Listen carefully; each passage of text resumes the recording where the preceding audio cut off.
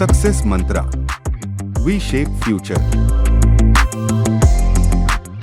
Hello everyone, welcome you all in today's the Hindu news analysis. I hope कि आपने the Hindu का overview अभी तक देख लिया होगा, और जिन लोग के लिए नया है, हैप्पी बर्थडे। देखना स्टार्ट कर दो, काम हो जाएगा, हेल्प हो जाएगी।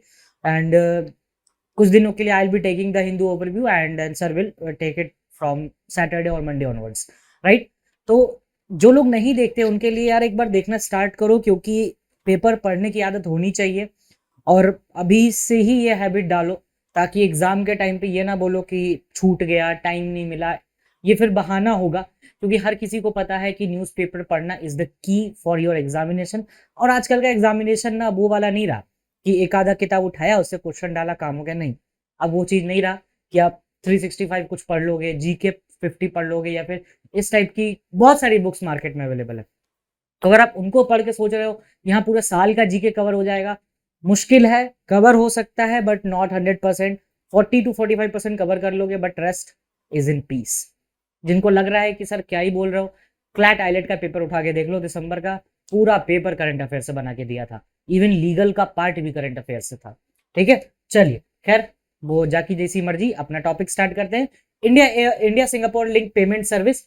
ये जो पेमेंट सर्विस है काफी इंटरेक्टिव है, क्योंकि डिजिटलाइजेशन के एज को देखते हुए ग्लोबलाइजेशन और डिजिटलाइजेशन का बड़ा मतलब क्लासिक एग्जांपल इसको कहा जाएगा।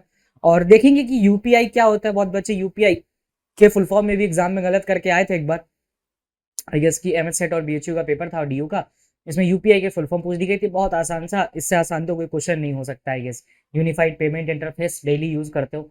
सेकंड टॉपिक है vostro accounts and how they facilitate trade. तो ये देखेंगे वोस्ट्रो अकाउंट्स क्या है, और जो इन ग्लोबलाइजेशन ऑफ करेंसी है वो क्या बात करता है, या फिर इंडियन करेंसी को आप कैसे डिफरेंट एस्पेक्ट्स पे यूज कर सकते हो, और कैसे डॉलर पे जो एक डिपेंडेंसी है हमारी वो खत्म हो सकती है, उस बारे में कवर करेंगे इस टॉपिक को भी। थर्ड टॉपिक है will India witness an El Nino forecast this year. ये third time El Nino forecast देखा जा चुका है इससे पहले भी, और एल नीनो ला नीना इस टॉपिक को हम डाइवर्स थोड़ा सा करके देखेंगे। और अकेले ये एल नीनो डिस्कस नहीं होगा, इसके साथ 4-5 एस्पेक्ट और जाएगा। तो जब टॉपिक देखेंगे तो I will be telling you some aspects, तो उसमें ऐड ऑन करते जाना। ठीक है। फोर्थ है children have the right to protect their genetic data. Supreme court BV Nagarathna की बेंच थी, इन्होंने बहुत अच्छी बात कही कि बच्चों का डीएनए टेस्ट करा दिया जाता है। They are not the material object जिसके बेसिस पे आप रेक्टिफाई करते चलो। Section 112 of Indian evidence act जो है वो भी इस बारे में बात करता है, और इस पे थोड़ा सा अगर केस समझेंगे पहले हम, उसके बाद हम इसमें घुसने की कोशिश करेंगे एग्जैक्टली क्या है। उसके बाद है आईएटीएस। ये इंडिजीनियस है ऑटोमेटिक ट्रेन सुपरविजन सिस्टम। ये डीएमआरसी में, दिल्ली मेट्रो रेलवे कॉर्पोरेशन ने एक नया सिस्टम लेके आया है आईएटीएस, कि अपना इंडिजीनियस ये ऑटोमेटिक ट्रेन सुपरविजन होगा, किसी ह्यूमन की जरूरत नहीं पड़ेगी वहां पे। देखते हैं, ये पहली बार ऐसा लॉन्च हो रहा है, तो इसको भी कवर आउट करेंगे। ठीक है, चलिए। तो हमारा पहला टॉपिक है India Singapore link payment system. Modi ji ने कह दिया मित्रों, ये पेमेंट सिस्टम लिंक होगा, मतलब होगा, हो चुका है ये, और ये बहुत अच्छी बात है। लेट्स सपोज कि इंडिया और सिंगापुर के बीच में रिलेशन स्टैब्लिश होंगे इस चीज से। अब मान लो कि सर इससे बेनिफिट क्या है। देखो यूपीआई जो होता है वो पर्सन टू पर्सन होता है, पी टू पी सर्विस होता है, पर्सन टू पर्सन, और 24/7 सर्विस होता है। और 365 या फिर 66 डेज तक, वो 66 डेज मत समझना, वो 366 डेज है, लीप ईयर काउंट करके चल रहे हैं। बाद में बोलेगा अच्छा लीप ईयर में नहीं होता, लीप ईयर में भी होता है। 365 डेज या 366 डेज का उसमें कवरेज है, कि कहा गया है कि पूरे साल भर 24/7 ये चीज चलता है, पर्सन टू पर्सन। यूपीआई में क्या होता है, क्या करते हो, यूपीआई नंबर डालते हो, फोन नंबर डालते हो, और खटाक से पैसे निकल गए। डेबिट तो बड़ा आसानी से होता है, क्रेडिट मुश्किल में होता है भाई साहब किसी को भी। ठीक है, ये लोगों को पता होगा लोग जो यूपीआई यूज करते हैं, है ना। मीम भी बनते रहते हैं यूपीआई से रिलेटेड। ये क्या मतलब ब्रो, मैं अगर यूपीआई यूज करना बंद कर दूं तो मैं अमीर हो जाऊंगा। खैर मोदी जी तो मैं अमीर होने नहीं देंगे इतनी जल्दी। उन्होंने कहा है कि यूपीआई का जो है एडिशन कर रहे हैं, यूपीआई को लिंक कर रहे हैं हम किससे, सिंगापुर के पेमेंट सर्विस से। अब इसमें क्या होता है कि बेसिकली पर्सन टू पर्सन होता है, क्विक ट्रांसफर होते हैं इसमें, 24/7 365 डेज क्विक ट्रांसफर। मतलब इधर बटन दबाया उधर पैसा मिला। ठीक है, एक टाइम, एक सेकेंड का भी डिले नहीं। तो ये सिंगापुर के साथ हम करने जा रहे हैं। देख लेते हैं क्या क्या चीजें हैं। अच्छा, सिंगापुर के किस वेंचर के साथ ज्वाइन करेंगे हम, पे नाउ के साथ। ये चीज याद रखना, पे नाउ और यूपीआई, ये दो चीजों के साथ जुड़ेंगे। यूनिफाइड पेमेंट इंटरफेस एंड पे नाउ ज्वाइन करेगा। यूपीआई इंडिया का है और पे नाउ सिंगापुर का है। ये दो चीजें याद रखना बस, इससे ज्यादा कुछ नहीं है। यूपीआई क्या है? Is a system of multi, जिसमें मल्टीपल बैंक अकाउंट्स होते हैं ना, लोग रखते हैं बहुत सारे, 5-5 6-6 बैंक अकाउंट्स होते हैं उसमें। अब उसमें भी बस ये देखना कि आपके 18 रुपए के ट्रांजेक्शन थोड़े कम हो उसमें, तो ज्यादा बढ़िया होता है। ठीक है, चलिए यूपीआई में आगे देखते हैं कि ये पर्सन टू पर्सन है, और इसमें एक इंटरेस्टिंग ये है कि ये पर्सन टू मर्चेंट भी पेमेंट होता है। पर्सन टू मर्चेंट मतलब मान लो किसी बिजनेस ट्रांजैक्शन करनी, तो आप भी आप पेटीएम से कर सकते हो, ये यूपीआई का यूज करके कर सकते हो। यूपीआई डेवलप कब हुआ था? लॉन्च हुआ था 2016 में by National Payment Corporation of India. बस ये चार चीजें याद रखो इसमें, बाकी तुम्हारा पूरा दुख दर्द हो जाएगा दूर। कि किस कंट्री के साथ? तो साहब सिंगापुर के साथ, इतना तो याद ही रहेगा ना। सिंगापुर के किसके साथ? तो पे नाउ के साथ।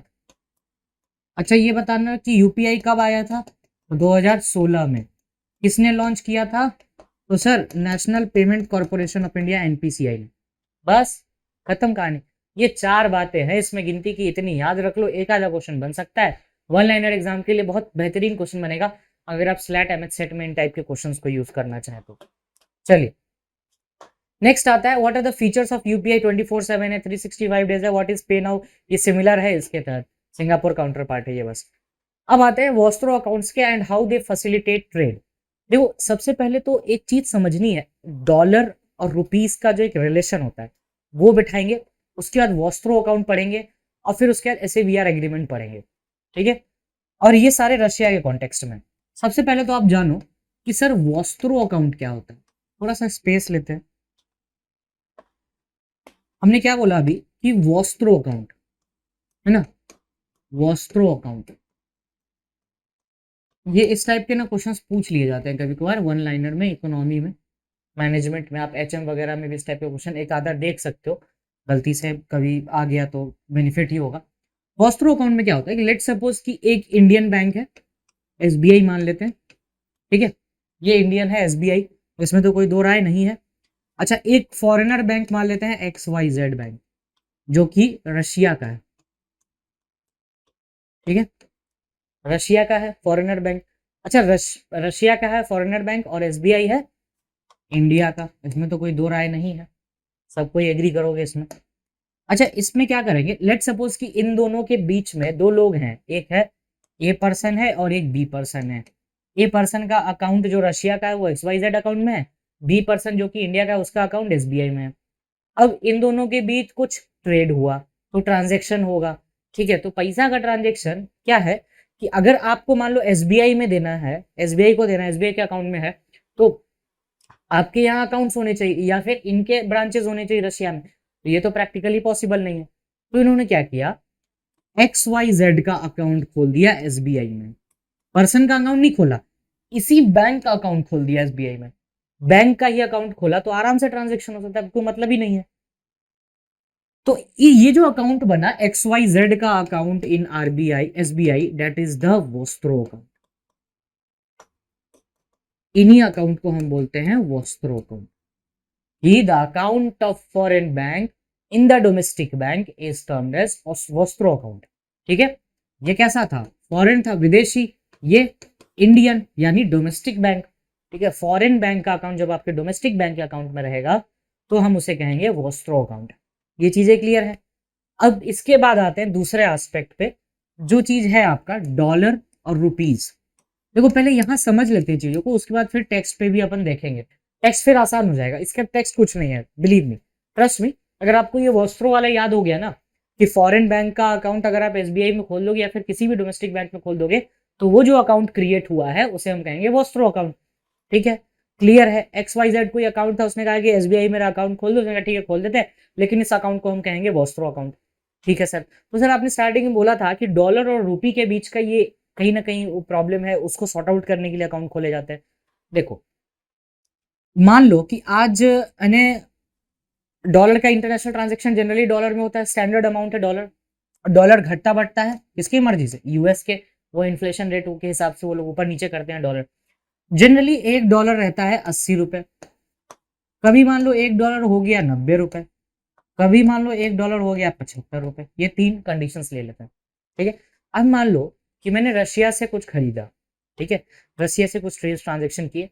मैंने जिस दिन ट्रांजेक्शन किया उस दिन 80 का था, $1 80 का था, मैंने डॉलर में कर लिया ट्रांजेक्शन। नेक्स्ट डे डॉलर बढ़ के 90 हो जाता है, तो हमको कितना रुपए, ₹10 ज्यादा देना पड़ेगा उस पर। तो ऐसे तो प्रॉब्लम है। तो इस प्रॉब्लम को ठीक करने के लिए ही वॉस्त्रो अकाउंट में इन्होंने क्या किया, SAVR एग्रीमेंट किया। ये देखो वॉस्त्रो अकाउंट तो एक है ही, प्लस में SAVR एग्रीमेंट। ये जो एग्रीमेंट है ये किसके बीच है, इंडिया और रशिया के बीच, रशिया के बीच SAVR एग्रीमेंट। अब इस SAVR एग्रीमेंट से क्या है कि आप अगर रशिया को कोई पर्सन अगर इंडिया में ट्रांजेक्शन करता है तो वो इंडियन करेंसी में करेगा। इंडिया का कोई अगर रशिया में करता है तो रशियन ट्रांजेक्शन डॉलर ही हटा दो, खत्म। डॉलर को बीच से हटा दो उस चैनल से। Dollar was acting like a third party, dollar को हटा दो। अब अगर मान लो कि हमको रशिया में ट्रांजेक्शन करना है, हम रशिया का करेंसी में पैसा देंगे, रशिया अगर मेरे यहाँ कर रहा है तो हम उसे, वो हमें इंडिया में पैसा देगा, इंडियन करेंसी में पैसा देगा, INR में पैसा देगा। तो SAVR एग्रीमेंट इसी चीज के लिए किया गया और वॉस्त्रो अकाउंट का भी सिस्टम इसी चीज के लिए किया गया। ठीक है, आई होप कि ये क्लियर होगा टॉपिक। अब आगे बढ़ते हैं अपन कि अब ऐसे कितने बैंक्स हैं रशिया के, 20 रशियन बैंक्स का वॉस्त्रो अकाउंट की बात है।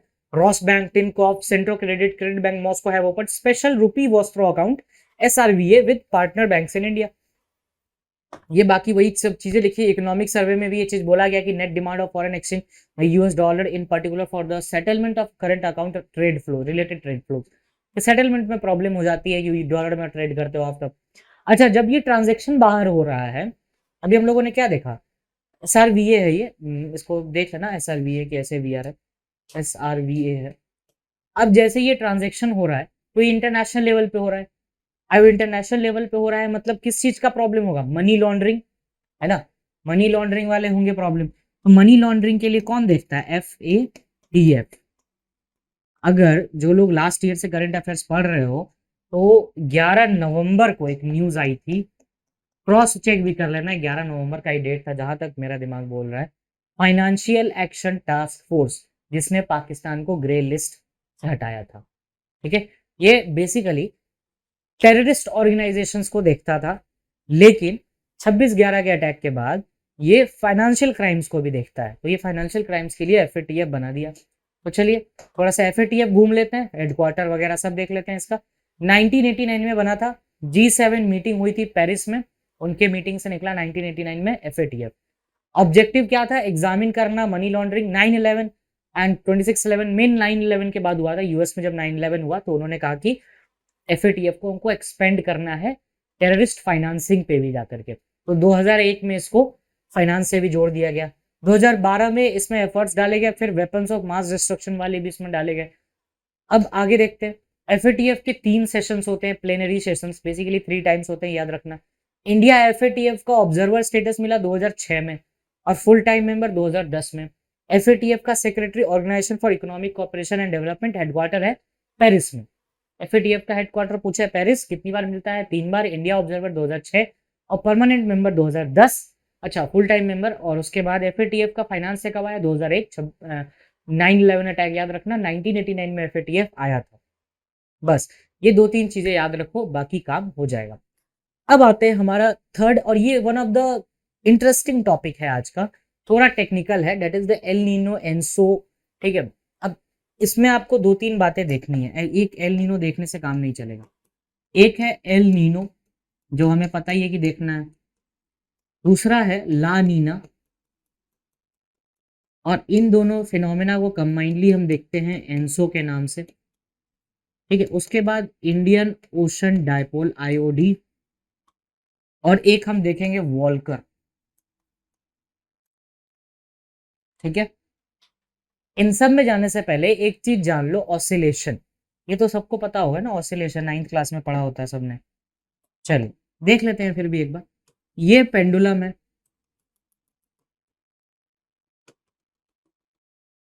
ठीक है, ये पेंडुलम है। अब जब 9th में पढ़ोगे तो देखोगे जब इधर से इधर मूवमेंट होती है और एक इधर से इधर मूवमेंट होती है, फिर वहां से ये आता है, फिर यहाँ से ये जाता है। तो ये जो पूरा प्रोसेस होता है इसे हम क्या कहते हैं, ऑसिलेशन, है ना, ऑसिलेशन कहते हैं, ऑक्सीलेशन बहुत लोग बोलते हैं। तो ऑक्सीलेशन जो प्रोसेस होता है ये होता है, एक बार जाना फिर आना, फिर जाना फिर आना, तो दैट इज द ऑक्सीलेशन। अब सेम चीज आप अप्लाई करोगे कहाँ पे, एल नीनो और ला नीना में। कैसे अप्लाई होगा उसको जानने से पहले एक और चीज जानो, वो विंड का फ्लो, वो हाई प्रेशर से लो प्रेशर होता है, ठीक है, और जो ट्रेड विंड्स होते हैं वो ईस्ट टू वेस्ट फ्लो करती है। ये चीज इंपॉर्टेंट है, जो आपकी ट्रेड विंड्स होती हैं वो आपको ईस्ट से वेस्ट ट्रेवल करती हैं। ये एक चीज और है याद रखने वाली, ट्रेड विंड्स ईस्ट से वेस्ट फ्लो करती है। बाकी चलिए अब देखते हैं हमारे इमेज के थ्रू कि क्या है नहीं। ला नीना का कंडीशन है ये एल नीनो का है, और ये आपका इन जनरल ओवर है एल नीनो का, occurs only in 3 to 4 years, ये उसके बारे में। तो पहले तो हम ट्राई करेंगे कि इस इमेज को समझने का, क्योंकि इसमें हम नॉर्मल ईयर को देख सकते हैं, ठीक है। चलिए ये जो पार्ट है ये है पेरू, ये है आपका नॉर्थ अमेरिका, ये है साउथ अमेरिका, ये है ऑस्ट्रेलिया। इतना तो पता है, इसमें तो कोई दो राय नहीं है, यहाँ पर भी लिख लेते हैं, north America, south America, Australia, ये आपका चाइना रशिया वाला पार्ट है। यहाँ पर है पेरू कोस्ट, ठीक है, यहाँ से जो करंट्स निकलती है उसे कहते हैं पेरूवियन करंट, ठीक है। अब यहाँ पे कैसी करंट्स निकली, cold water along South American coast, South America है, साउथ अमेरिका के कोस्ट से कोल्ड वाटर निकलती है। अच्छा, इसमें एंटर करने से पहले एक चीज और that I wanted to add, कि जो एल नीनो और ला नीना जो है ना वो आपको होता है पैसिफिक ओशन में, पैसिफिक ओशन में होता है, ठीक है, और ये होता है आपको साउदर्न हेमिस्फीयर में, साउदर्न हेमिस्फीयर में, इसलिए सब आपको नीचे साइड पे ही मिलेगा, इक्वेटर के नीचे ही मिलेगा सब, ठीक है, इक्वेटर के ऊपर नहीं मिलेगा कुछ भी, ये साउदर्न हेमिस्फीयर में होता है। और साउदर्न पैसिफिक ओशन भी कभी कभार आपके एग्जाम में पूछ लिया जाता है कि कहाँ पर होता है ये फिनोमेना, तो हैप्पी बर्थडे हो जाएगा, उसे हैप्पी बर्थडे कह दो कि हाँ पूरे धरती पे ही होता है सर, ऐसा नहीं है, साउदर्न हेमिस्फीयर में होता है, ठीक है। अब है ये पेरूवियन कोस्ट, ठीक है, यहाँ से पेरूवियन करंट्स निकलती जो होती है ठंडी करंट, ठीक है। अब इधर से क्या करती है, ये जो यहाँ पर जो वार्म करंट्स होता है ये इधर जा रहा होता है, तो ये करंट्स की स्पीड बहुत तेज होती है, ये होते हैं ट्रेड विंड्स, ठीक है। अब यहाँ से ये लेके जाएगी और कहीं ना कहीं यहाँ पर इकट्ठा कर देगी, क्योंकि यहाँ पर भी तो है ऑस्ट्रेलिया में, क्या है यहाँ पर, जिस दिन हमने ऑस्ट्रेलिया पढ़ा था तो यहाँ पर था great Australian divide, great Australian divide. अब जिसके कारण क्या होता है फिर यहाँ पर आकर के वो वार्म वार्म सा होने लगेगा पूरा एटमॉस्फेयर। अब जैसे ही वार्म होगा तो वार्म और कोल्ड मिलेंगे और यहाँ पर होगी बारिश, ठीक है, तो ये चीज है। अब क्या होगा, अब एल नीनो का फिनोमेना देखो, एल नीनो में क्या है कि यहाँ पर वार्मर विंटर होगा, ऊपर में वार्मर होगा, मतलब ये वाला ठंडा एरिया अभी नहीं है, अभी कौन सा ठंडा होगा, ये वाला पोर्शन। यहाँ पर क्या है, easterly winds weaken warm water to move eastward. अब उतना करंट है नहीं उधर से देने वाला, वो करंट उधर वो जा रहा था गर्म हवा, उसको खींच के लेके चला आया। अब करंट्स उतना स्ट्रांग है नहीं, क्योंकि देखो है ना, एक डायलॉग सुना होगा, पुष्पा झुकेगा नहीं साला, तो यहाँ पे पुष्पा भी झुकेगा, क्योंकि हो गया एक लिमिट में वो स्पीड रहती है, फिर वो स्पीड धीरे धीरे धीरे धीरे डाउन हो जाती है, एक टाइम आता है जहाँ पे वो डाउन होगी। तो अब ये इस तरफ मूव करेगा, है ना, इस तरफ देखना ये मूव कर रहा है, इस तरफ मूव किया, यहाँ पर दो पार्ट में बंटता है ये। अब यहाँ पर तो अपना फिर वापस से आपका वही फिनोमेना होने वाला है, यहाँ पर वापस से वही फिनोमेना होगा, इसमें कोई टेंशन ही नहीं है, ये वही फिनोमेना होगा जो यहाँ पर हो रहा था ऑस्ट्रेलिया में, वो यहाँ होगा, फिर ये बारिश होगी, फिर ठंडा होगा, फिर इधर से जाएगा, फिर इधर। अब यही चीज बार बार जब होती रहेगी तो that condition we called as a oscillation. और इन जब एल नीनो ला नीना मिल जाता है तो कहते हैं एनसो। कई साल ला नीना की तो बात ही नहीं करी। एक बात बताओ, ये तो नॉर्मल ईयर था, ये एल नीना वाला ईयर था, एल नीनो वाला ईयर था, ठीक है। अब जब यहाँ पर ये ठंडा होगा तो रिवाइव कर रहा है अपने आप को वापस से, जब इधर होगा तो that process of revising is known as the La Nina. La Nina और कुछ नहीं होता, उसको ठीक करता है वो। अच्छा, यहाँ पर मैंने एक बात बोली कि यहाँ पर दो तरह के करंट्स में ये डिवाइड होता है, ठीक है। ये तो अपना चला गया नीचे, इससे कोई मतलब नहीं है, रेंजेस वगैरह है वहां पे चला गया। यहाँ जो जाता है ना ये करंट, पेरूवियन करंट जो निकल रहा है, और ऊपर से इधर से मिलता है आपको ओहियो करंट जो है वो मिलता है, ठीक है। तो वो सब जा करके आपको मिलते हैं और जापान में लार्जेस्ट फिशिंग ग्राउंड बनाता है। माय बैड, ये जापान में नहीं बनाएगा फिशिंग ग्राउंड, जापान में फिशिंग ग्राउंड ऊपर वाला बनाएगा। ये जब इधर जाएगा तो यहाँ पर आपको नॉर्थ अमेरिका के इस कोस्ट पे फिशिंग ग्राउंड बनाएगा। जहां पर भी वार्मर करंट और कूलर करंट दोनों मिलेगा, वहां पे फाइटोप्लैंक्टन्स होते हैं जो सी लेवल के नीचे होते हैं, वो ऊपर आएंगे, मतलब मछली आएंगी, और जहां मछली आएंगी वहां पर एक फिशिंग ग्राउंड क्रिएट हो जाएगा। सेम चीज अगर जब यहाँ पर होता है, तो ये जब ऊपर जाता है इधर से ऑस्ट्रेलियन कोस्ट से ऊपर निकलेगा, और उधर जापान यहाँ पर मिलेगा आपको कहीं पे ऊपर जा करके। जब वहां से ओशियोस आते हैं, ओशियो करंट्स आते हैं, वो होते हैं आपके वार्मर, और ये नीचे वाला कूलर मिलेगा जापान में आपको, फिर फिशिंग ग्राउंड बनाएगा। और ये वर्ल्ड का लार्जेस्ट फिशिंग ग्राउंड अगर पूछे कहाँ बनता है, तो जापान में बनता है, वर्ल्ड का लार्जेस्ट फिशिंग ग्राउंड। या फिर इस तरीके से भी याद रख सकते हो कि जहां पर वार्मर कूलर करंट मिलेगा वहां पे फाइटोप्लैंक्टन्स ऊपर आ जाएंगे, और जहां फाइटोप्लैंक्टन्स आएंगे मछलियां आएंगी, जहां मछलियां आएंगी वहां जापानी आएंगे। तो ये चीज याद रखना। बस इसमें 2-3 बातें याद रखने वाली है। पेरुवियन कंट्री, इसको समअप करते हैं। पेरुवियन करंट, ठीक है, कोल्ड करंट इधर जाएगा, फिर वो करेगा वार्मर करंट, फिर सेम फिनोमिना वापस से रिवाइज होगा, तो डेट इज कंसिडर्ड एज ला नीना, और ये एल नीनो, ठीक है।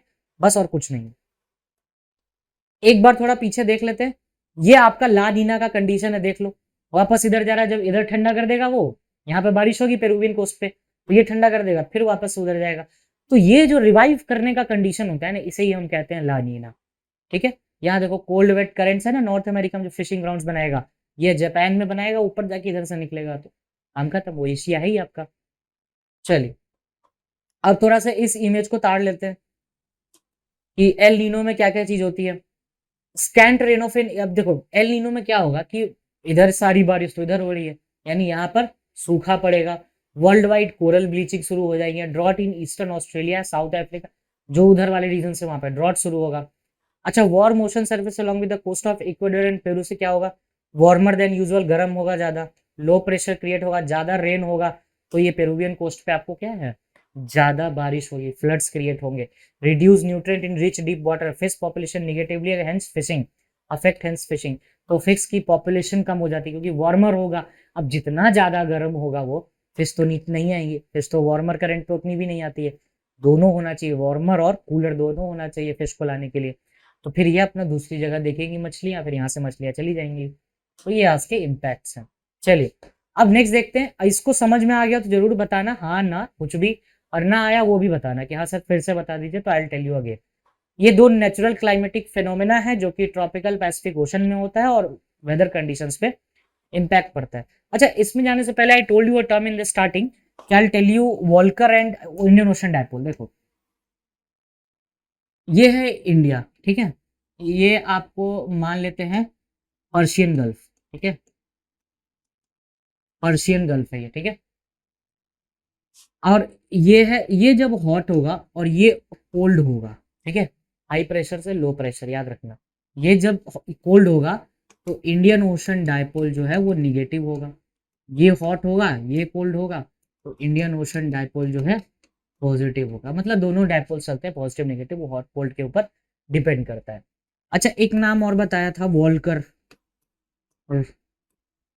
वॉल्कर जो है ये साउदर्न, और ये जो ऑसिलेशन हो रहा है एल नीनो ला नीना में, इसी मूवमेंट को हम कहते हैं वॉल्कर फिनोमेना कभी कभी, क्योंकि वॉल्कर साहब ने ही एल नीनो की एल नीनो के ऊपर रिसर्च किया था इन्होंने पहली बार, वॉल्कर साहब ने। तो ये नाम वैसे भी याद रखना, ठीक है। ये क्राइस्ट चाइल्ड बोला जाता है एल नीनो को। El Nino occasional development warm ocean surface along with the Ecuador coast, उधर आपको इक्वेडोर एंड पेरू पे। एल नीनो इवेंट्स अकरिंग, ये 2 से 7 ईयर्स में एक बार होता है, 3 से 7 4 साल में होती रहता है। ला नीना, ये यूजुअली रिटर्न होता है जब बैक टू नॉर्मल, बताया था कि धीरे धीरे नॉर्मल करेगा। विंड्स ये कभी कभार एक्सट्रीमली स्ट्रांग हो जाते हैं, तो फिर भाई water can occur in the central and eastern time, central Pacific में कभी कभार बारिश होती है। This event is called La Nina. Now this second topic for today is the child have the right to protect their genetic data. पहले तो इस case का नाम देखो पहले, उसके बाद अपन आगे बढ़ेंगे इस केस में था क्या। केस का नाम है अपर्णा अजिंक्य फिरोदिया वर्सेस अजिंक्य अरुण फिरोदिया। मतलब अपर्णा वर्सेस अजिंक्य। ये 2 था, या अरुण कह लो, सिंपल सी चीज है। इस केस में क्या हुआ था कि जनरली सुप्रीम कोर्ट ने बोला कि देखो, जब भी माता पिता का डिवोर्स होता है या उनके बीच में कोई भी रिपरकशंस आते हैं, तो प्रॉब्लम किसको देखना पड़ता है? बच्चे को। तो अब उस पे क्या है कि एक तो मेंटल ट्रॉमा की बात कही सुप्रीम कोर्ट ने कि भाई मेंटल ट्रॉमा के नाम की भी कोई चीज होती है। एक बच्चा जो पहले से ही मेंटल ट्रॉमा से गुजर रहा है, उसको आप क्या क्या और सहवाओगे, क्या क्या कहोगे देखने के लिए? जो बच्चा लेट सपोज कि 11 साल का बच्चा, 12 साल का बच्चा है, वो देख रहा है डिवोर्स होते हुए, तो वो क्या सीखेगा? एक तो ये बात है। दूसरी, DNA testing of the child. कभी भी क्या होता है कि जब बच्चे का देखा जाता है कि इसका बच्चा है कि नहीं, तो वो डीएनए टेस्टिंग करवा देते हैं डायरेक्ट। तो कोर्ट ने कहा कि DNA testing of the child must be the last resort. मतलब जब आपके पास कुछ तरीका नहीं है, तब आप डीएनए टेस्टिंग करवाइए, क्योंकि डीएनए जो है वो आप बहुत इंटीमेट डेटा होता है। डीएनए का जो डेटा होता है वो बहुत इंटीमेट होता है, और ये वायलेट करता है आपको राइट टू प्राइवेसी को। ये चीज याद रखना, आपकी जो राइट टू प्राइवेसी है उसको वायलेट करता है। और राइट टू प्राइवेसी आता है आर्टिकल 21, केस था AS Puttaswamy versus Union of India, जिसमें कहा गया था right to privacy is the fundamental right, article 21 के अंदर। और इसमें डीएनए की बात वही की गई, सेम बात सुप्रीम कोर्ट ने इस केस में बोली। तो इसमें आप बस आर्टिकल 21 डीएनए और ये केस याद रखना, अपर्णा अजिंक्य फिरोदिया वर्सेस अजिंक्य अरुण फिरोदिया। काफी इंटरेस्टिंग केस था, that's why I have added. Now this is about the Delhi metro IATS. IATS क्या है? इंडिया का पहला indigenously developed train control and supervision system है ये। कंप्यूटर बेस्ड सिस्टम है that will manage the train operation including the basic function such as running and halting. कहाँ रुकना है, कितना रुकना है, कितना चलना है, ये सब चीज देखेगा। आई होप कि ये ठीक हो जाए, नहीं तो वैसे भी ब्लू और पिंक लाइन परेशान रहती है, ये और परेशान ना कर दे। ठीक है, जब आप दिल्ली आओगे या दिल्ली से होगे तो पता होगा हालत। चलिए, आईएटीएस ज्वाइंटली डेवलप किया जा रहा है डीएमआरसी मतलब Delhi metro rail corporation plus BEL Bharat electronics limited के साथ। मेक इन इंडिया आत्मनिर्भर के प्रोग्राम क्या है? मेट्रो की dependency foreign vendors for the metro operation के लिए हम फॉरेन वेंडर्स के ऊपर डिपेंड कर देते हैं। कॉन्ट्रैक्ट निकाला, अपने दे दिया। अब क्या करेंगे? इंडिजीनियसली डेवलप्ड प्रोग्राम से हमारे पास आईएटीएस वो चलाएगा इसको। Flexible enough to work with different signalling vendor system with suitable changes, जितने चेंजेस करो वो कर लेगा। ये है CBTC communication based train control है, बता दो ये करना है वो कर लेगा। Metro railway since ATS is essential component है इसका। Launch of IATS, India become the 6th country to its own ATS product. India 6th country से पहले भी 5 कंट्री ने बनाया, वो है फ्रांस, जर्मनी, जापान, कनाडा और China. France, Germany, Japan, Canada और चाइना, और छठा कौन है? इंडिया। ठीक है, आईएटीएस किसके कॉर्पोरेशन में? भेल और डीएमआरसी। अब डीएमआरसी तो है ही उसमें, भेल ऐड कर लो, भारत इलेक्ट्रॉनिक्स लिमिटेड। एक भेल में बीएचईएल मत लिख लेना, भेल और भेल में बहुत अंतर होता है, भारत हैवी और Bharat electronics. Now the topic is India is a budget for its young. ये बहुत आसान सा टॉपिक पर देखना, बट इसको रटने याद करने के पर्सपेक्टिव से प्लीज मत देखना। आज इस पे ओवरव्यू भी हुआ। एज अ टॉपिक लो, लीगल लॉजिकल रीजनिंग के लिए लो, बहुत परफेक्ट टॉपिक है। Turn of the top to tap to the urban bias rural development. इसमें आप एक काम करना, जिन्होंने ओवरव्यू देखा उनको तो पता चल गया होगा, जिन्होंने नहीं देखा वो सुन लो। सस्टेनेबल डेवलपमेंट गोल्स के बारे में 17 गोल्स होते हैं बाय यूनाइटेड नेशंस। अब इन 17 गोल्स को रटने मत लगना, बस देख लेना एक बार, ताकि एग्जाम में अगर पूछा जाए विच of the following is not a sustainable development goals, तो आंसर करने के काबिल रहो। क्योंकि ये क्वेश्चन, ऐसे क्वेश्चन जब गलत करके आते हो ना, बहुत गुस्सा आता है, आपको ही आएगा। थर्ड टॉपिक है SC2 here Uddhav plea against the election commission order today. ये तो अपन ने डील किया ही था कुछ दिन पहले ही, कि बो एंड एरो और मशाल मिल गया है उनको, तो ये चल रहा है इनका। तो just go through these topics, like कि ये बहुत डेली रेगुलर टॉपिक्स हैं, ये जो डेली पूछे जा रहे हैं, पेपर में भी आ रहा है, तो मे भी आपके एग्जाम में पूछ दिया जाए। Now first question, who has recently appointed CEO of NITI Aayog. बहुत आसान क्वेश्चन है, अय्यर मत लगाना, अय्यर को ट्रांसफर किया गया वर्ल्ड बैंक में, और अभी आए हैं BBR सुब्रमण्यम। ठीक है, what is the name given to the guidelines for reporting sexual harassment? Vishakha guidelines, Vishakha versus state of Rajasthan, case का नाम guidelines Vishakha guidelines. Web series तक बनी हुई है इस पे, ये नहीं आ रहा तो प्रॉब्लम है। In which of the following district in the Nagarhole national park located? इसमें थोड़े बहुत प्रॉब्लम्स हुए, इसीलिए है ये कोडागू आंसर है। What is the word use for the study और the factors cause a condition of a disease? That is etiology, C is the answer. What natural disaster caused the summerless year 1816 में? ऐसा क्या हुआ था जो summer, अभी जो global warming चल रही है इस कारण से ये क्वेश्चन है। तो इसका कारण है इरप्शन ऑफ माउंट तंबोरा। ठीक है, तंबोला खेलते हो ना, वही से तंबोरा आया। And these are the channels where you can follow for more such detail information. Thank you, that's all from my side.